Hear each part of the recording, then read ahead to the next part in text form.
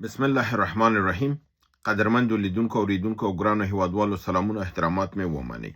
نن 22 د دسامبر کال 2015 چې د دوشنبه ورځ سره سمون خوري ستاسو خدمت کې حاضر یم. نن د نور ورځو په شان زما برنامه اوله به قسمتي په درې څو کې دی، یعنی د خیبر پښتونخوا او بلوچستان د ازادي غوښتونکو عملیات، نړیوال موضوعات او سیمایز موضوعات دا دي. او په دویمه برخه کې چې بیا نشروم هغه کې ستاسو پوښتنې او تبصرې دي چې هغه کې هم باید کولی شي هغه تاسو وګورئ، نو هر څوک خپل د خوښې او د علاقې پروګرامونه کتلی شي. راځم د اولې برخې ته. په بنو باجوړ او وزیرستان جنوبي کې پر نظامی پوستو او مرکزونو باندې بریدونه شوي دي، بالخصوص د پولیس په مرکز باندې برید شوی دی او دا برید د لیزري اسلحې او د ډرون په ذریعه باندې شوی دی او په دې کې کافي زیات تلفات اوښتي دي. ویل کېږي چې د 18 نه زیات فوج دغه عسکر وژل شوي دي او 10 نه زیات په دغه عملیاتو کې ټپیان دي. او د همدارنګه په خیبر پښتونخوا کې یو بل موټري نظامی موټر باندې چاودنه شوې ده چې په دې کې 3 پوځیان مړه دي او 3 نور ټپیان شوي دي. همدارنګه مجاهدینو د پیښور تورخم په لار کې په شارع باندې د چک پوسټ جوړ کړی دی، کنټرول او په پښتنې دغه کړی دي، لکه څنګه چې 13 ورځ مې تاسو ویلې چې په بلوچستان کې دا کار شوی او بل ورځ مې تاسو ویلې چې په باجوړ کې او همدارنګه په اټک کې دغه شوی. اوس د تورخم او پیښور په لویه لار کې مجاهدین راکوز شوي دي او ولته چک پوسټ جوړ کړی دی چې دا په خپله ښیي چې د ورو د مجاهدینو کنټرول په ساحه کې زیاتیږي او د پوځ او د حکومت اثر او رسوخ په سیمه باندې کمیږي او د سیمه مجبوریږي چې پرېږدي، چې دا یو ډېر لوی دغه دی بدلون دی په حالت د پاکستان کې را روان دی او مجاهدین ورو قوت زیاتېدو کې دی. همدارنګه په بلوچستان کې څو نظامی پوستو باندې د مختلفو سیمو نه بریدونه شوي دي. په دغه بریدونو کې په مجموع کې 14 فوزیان وژل شوي دي، 10 نه زیات نور ټپیان دي او همدارنګه ازادي غوښتونکو کافي اسلحه اخیستې ده او د سیمې نه وتې دي، ځکه چې د دوی د عملیاتو نه پس پوځ هم هوایي بریدونه شروع کړي او هم د ځمکې د خوانه، خو د ازادي غوښتونکو او ننګیالیو په موقع باندې خپل غنیمت ترلاسه کړی دی، کاروایی کړې ده او د سیمې نه وتې دي. دا و د بلوچستان او د ساحه کې. راځم د پرون د راپور په هکله عبدالله حقیار ورور بیا نن مسج کړی دی، دی ویلي چې په بلوچستان او په ټانک کې د 100 نه زیات وژل شوي، 14 ټپیانو او 3 افسران پوځیان یعنی مهران، آصف او عمران په نوم باندې دا هم وژل شوي دي. دا د دوی هغه مختصره غونډې دغه چې د پرون ورځې د سایې په څکه، ځکه چې زمونږ معلومات چې دي زما معلومات هم خپل د مجاهدینو د سورس نه دي او مجاهدین کم او زیات نه لیکي. نو دا ورور وی چې زه عمل ته اوسېږم، نو دا هر دفعه پرون یې لیکلي چې 36 شو او نن یې لیکلي چې 100 دي. نو ماته چې کوم خبرونه دي دا د مجاهدینو د اول سورس نه دي او هغه یو خبر چې راکوي په یو کې یو نفر، یو کې 2 کې یو کې 3 د دنه زیات نه، هغه چې ټول کې 130 نه جوړیږي. نو زه مجبور یم هغه خبر چې صحیح هغه هم دغه کوم او دا ورورم چې کوم خبر راکوي هغه هم زه تاسو ته وړاندې کوم چې دواړه تاسو سره وسی. په 20 د دسمبر ټول عملیات چې په خیبر پښتونخوا کې شوي دي 15، په دې کې په ټانک کې 15، په باجوړ کې 4، په وزیرستان جنوبي کې 3، په خیبر کې 2 او همداسې ډیری اسماعیل خان کې یو اپریشن شوی دی چې ما دا ټول پرون تاسو ته وړاندې کړی دي. همدارنګه په تیرا کې داسې خبر دی، لکه بل ورځ مې تاسو ویلي چې د حکومت داسې پلان دی چې خلکو ته داسې دغه ورکړی ده چې 100,000 روپۍ به ورکوي که څوک خپل کور پرېږدي او 100,000 کلدارې به ورکوي که څوک کمځوان د مجاهدینو خلاف جنګي. اوس د دوی مکمل پلان داسې مخې ته راغلی دی چې دوی خلک آماده کړي دي دې ته چې دا سیمه پرېږدي او د ده ځینه ووځي. ویل کېږي چې په 10 د جنوري 2016 نه تر 15 د جنوري 2016 پورې به 1,30,000 کسان د تیرا د دغې سیمې نه ویستل شي او بل ځای ته به منتقل کړلی شي. او دوی ته دا وعده ورکړل شوې ده چې په 2 میاشتو کې به دوی دا ساحه صافه کړي او په 5 د اپریل 2016 کې به دوی بیرته کولی شي خپل سیمې ته راشي. چې دا یو پلمه ده، بهانه ده چې یو ځل دا ځای په دوی تش که. زه فکر نه کوم چې دا خلک وشي کولی بیرته خپل ځای ته راستانه شي او په دې رقم ته د پښتانه د یو سیمې نه به متواري کوي، ځکه چې د مجاهدینو هغه حمایت او دا به هم کمیږي، ساحه د فوجیانو لاسه ولېږي. زه فکر کوم چې دې کې به حتما یو فیصله به قوم او مشران به سره کوي چې دا خلک ونه وځي او د پوځیانو دا خبر ونه مني، ځکه چې دا شی د مجاهدینو په مورال باندې کوم تاثیر نه کوي، عملیات نور هم زیاتیږي. خو دغه د پوځ لګیا دی، نوی پروګرام ورته جوړ کړی دی.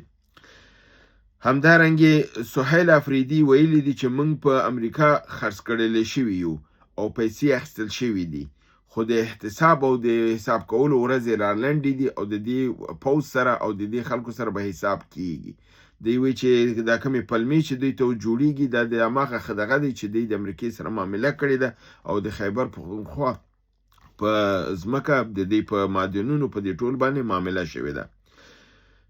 همدارنګې دا د جهادي خبرونه. اوس راځو سیمه ییز او نړیوالو ته. په سیمه ییزو کې اول خبر د افغانستان د کابل نه دا دی چې ډېر افسوسناک خبر دی چې د کابل په منډوي کې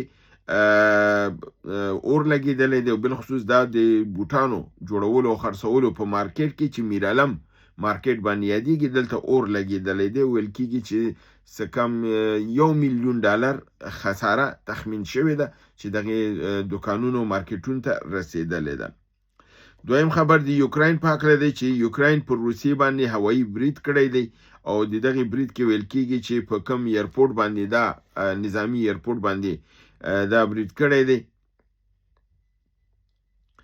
نو دې کې د سوخو-ویشت طیارې 2 دانې له منځه وړي دي چې تاسو ته معلومه ده د هر سوخو-ویشت قیمت د 65 نه تر 70 میلیونه ډالرو دی، یعنی 2 طیارې ورته د منځه وړي دي. همدارنګې ترکیې ګواښ کړی دی چې که چېرته القصد د سوریې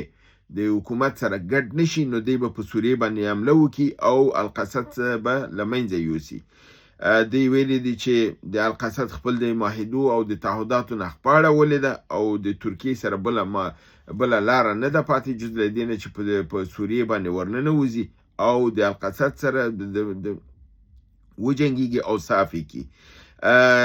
القصد هغه دموکراتیکه نظامي ډله ده چې په حدود د 50,000 فوجیان لري، عسکر لري او د حکومت سره معامله دا شوې وه چې دا به د حکومت په اردو کې د وزارت دفاع کې مدغم کیږي، خو تر اوسه پورې نه ده مدغم شوې او لګیا دی د حکومت سره جنګیږي. نو اوس ترکیې ویلي دي چې که موږ په دې باندې عملیات کوو نو موږ ضرورت نه لرو چا نه پوښتنه وکړو، که موږ دغه شو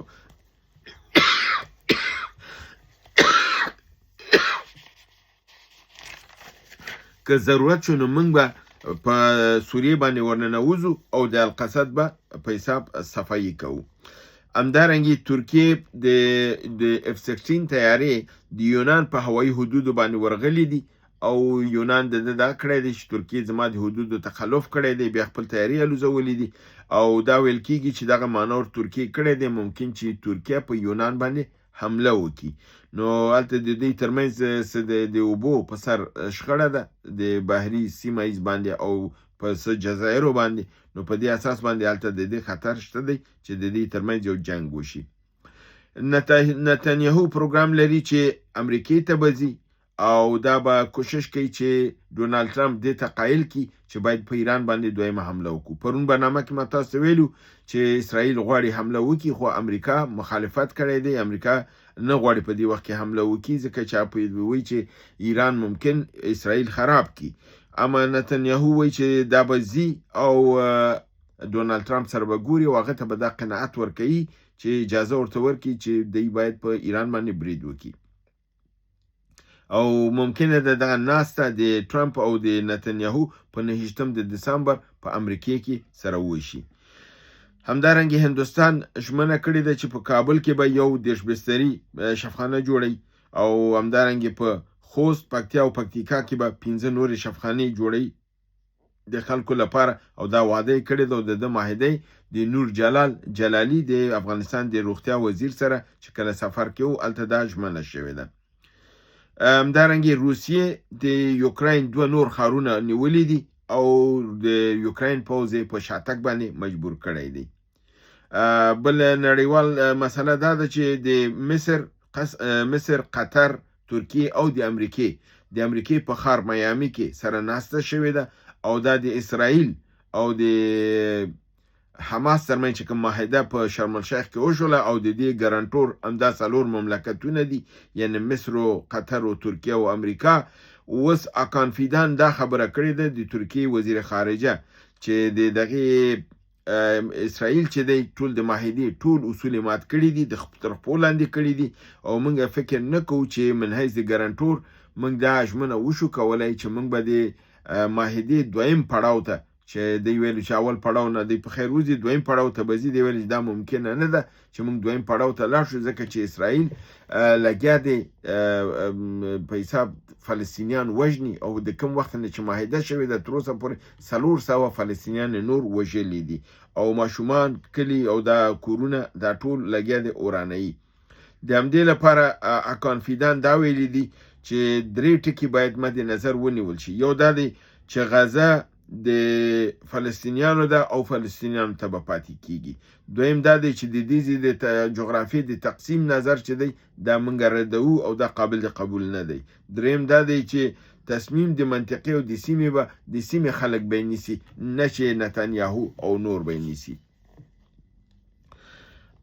بل خبر هم د اسرائیل او د مصر متعلق دی. اسرائیل او مصر لویترین یو قرارداد په حساب د تاریخ د معاصر کړی دی چې 15 میلیارډ ډالرو یو تړون سره امضا کړی دی چې اسرائیل به مصر ته ګیس ورکوي او تاسو معلومه چې دا ګیس د کوم ځای دی؟ دا هماغه ګیس دی چې د غزې او د دې تر دغې کې د پټۍ ترڅنګ د اوبو لاندې نه دی، د بحر لاندې نه دوی دا رئیس دي او دا متعلق د غزې دي او اسرائیل دا بدون دغه رئیس دي او دا خرڅوي. ویل کېږي دا 15 میلیارډ ډالرو سره دغه د معاهده د مصر سره کړی او د مصر باید دا معاهده ونه کړي ځکه چې هغه ته دا معلومه ده چې دا د خپل د اسرائیلو شی نه دی، دا بلکې د فلسطینیانو برخه ده او دوی دا تجاوز کړی دی، هغه اشغال کړی دی او د ساحې نه د ګیسو دا وباسي او هغه بیرته په سیمه باندې خرڅوي. نو په دې معامله کې موږ تاسو ګورو چې موږ تاسو خپل اسلامي ملکونه لګیا دي د خپل د اسلامي خاورې په مقابل کې معامله کوي او دا معامله چې ده دا درست دغه نه دی ځکه چې ضرر بیرته همدغه اسلامي ټولنې او اسلامي نړۍ ته رسیږي. دا د نن ورځې سیمه ییز نړیوال خبرونه چې تاسو حضور ته مې وړاندې کړل. تر بلې برنامې چې ستاسو پوښتنې او ځوابونو ته حاضرېږم، تاسو په لوی پروردګار د عالمین سپارم. وما علینا الا البلاغ.